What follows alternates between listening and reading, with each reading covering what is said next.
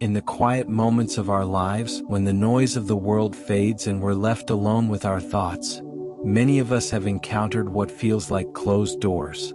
These aren't just physical barriers but metaphysical ones.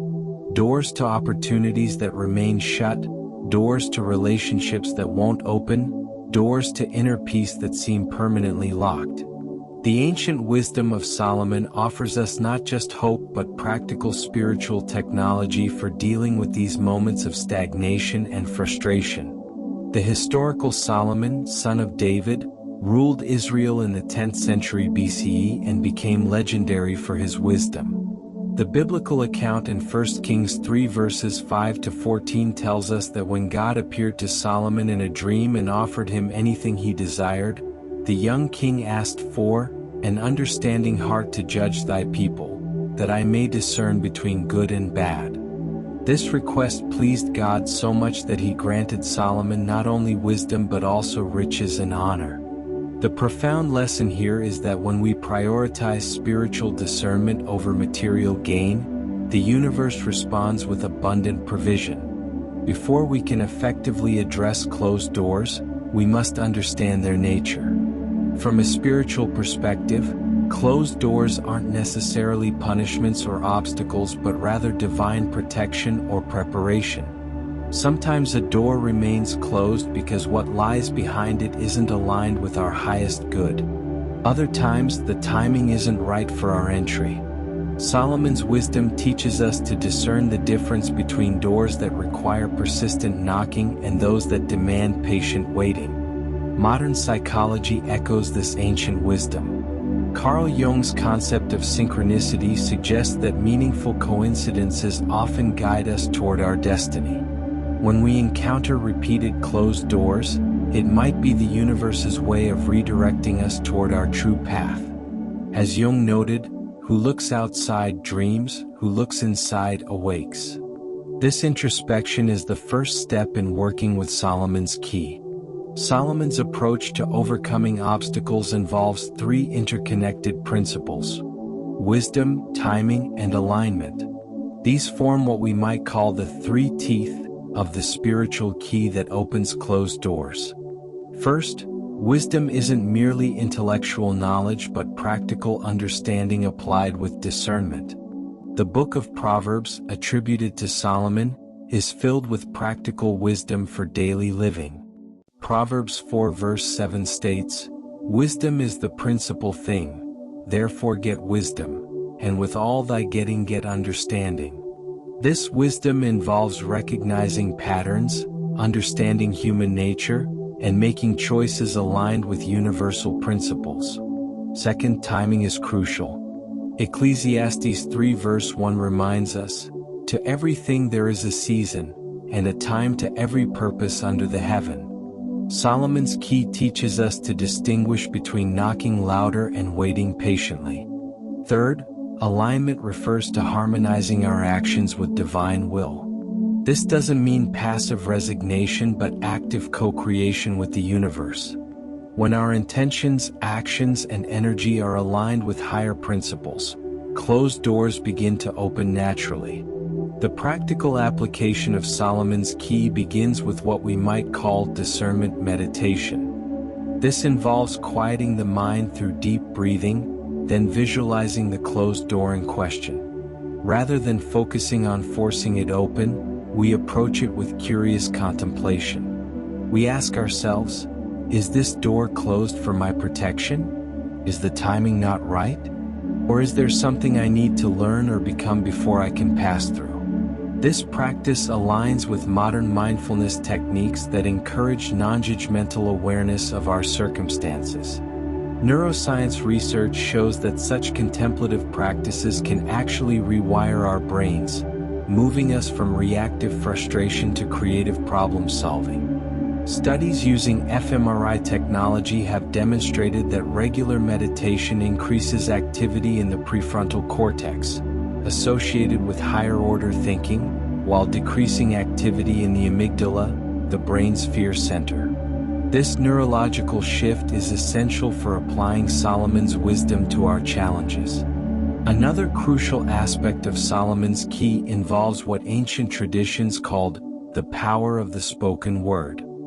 Throughout the biblical narrative, we see Solomon using language with precision and power. His prayers at the dedication of the temple, 1 Kings 8 verses 22 to 53, demonstrate how specific, heartfelt words can invite divine intervention. This isn't about magical incantations but about the vibrational quality of truth speaking. Modern physics has caught up with this ancient understanding, demonstrating through quantum theory that observation affects reality. When we speak about our closed doors with despair and frustration, we reinforce their closed nature. When we speak about them with faith and expectation, we create new possibilities. This doesn't mean denying reality but reframing our narrative around it. Instead of saying, "This door will never open," we might say, "I am learning what I need to know while I wait for this door to open." The role of patience in Solomon's wisdom cannot be overstated. Our modern culture conditions us for instant gratification, but spiritual principles operate on a different timeline. The construction of Solomon's temple itself took 7 years, 1 Kings 6 verse 38, demonstrating that worthy things require worthy timing. Patience here isn't passive waiting but active trust. It's what farmers understand when they plant seeds. They don't dig them up daily to check progress but provide consistent care while trusting natural processes. This agricultural wisdom appears throughout Solomon's writings, particularly in Ecclesiastes where he observes the rhythms of nature as metaphors for human experience. When we encounter closed doors, we can ask ourselves, am I being called to patient trust? Is there something growing underground that needs time to emerge?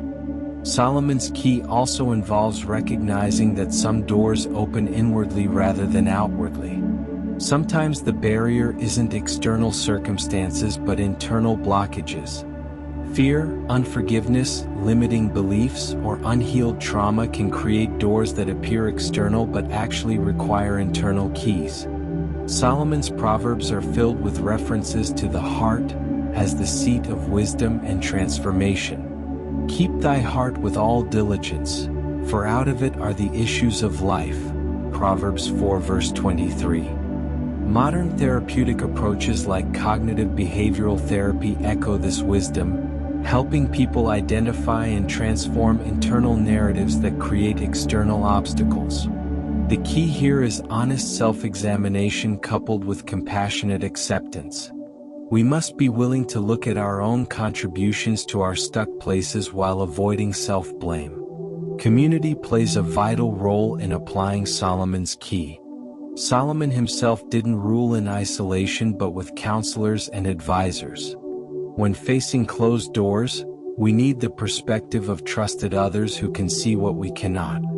The biblical account notes that Solomon's wisdom attracted visitors from distant lands, including the Queen of Sheba, 1 Kings 10 verses 1 to 13.